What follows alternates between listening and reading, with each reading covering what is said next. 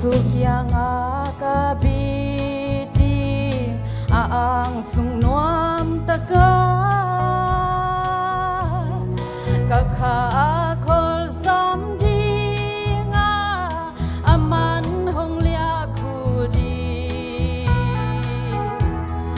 o agel te o swa un kam thu pi apanin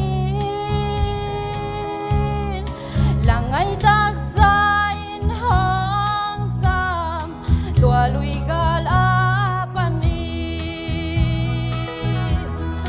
Jesu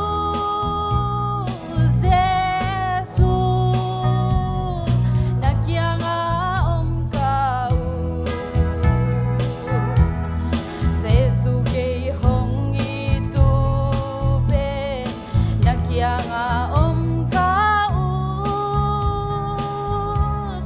haksan na abe maten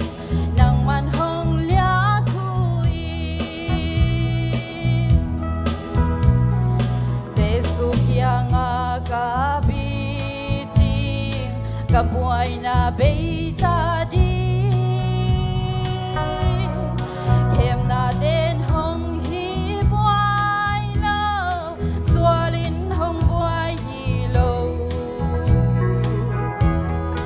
om lo ding lungay natin kale khasian natin mituy de luang sel male hong so so no lo di Jesu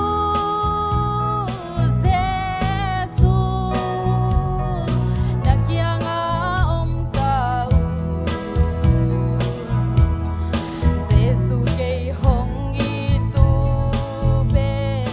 nakyanga om kau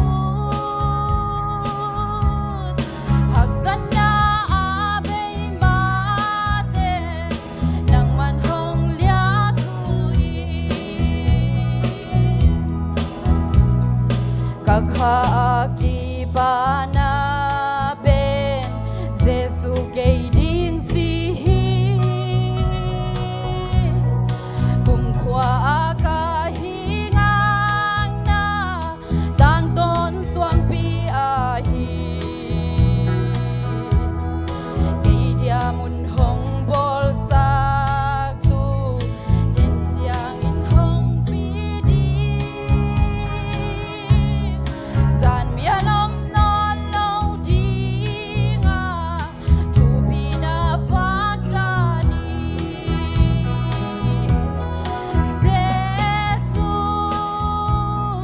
Jesu nakyanga om kau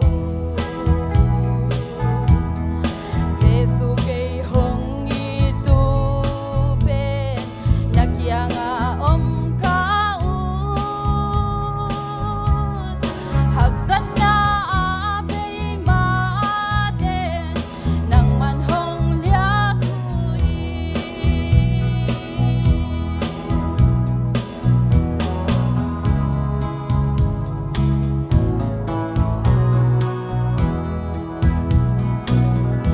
Biak Giêsu mình thằng ta hen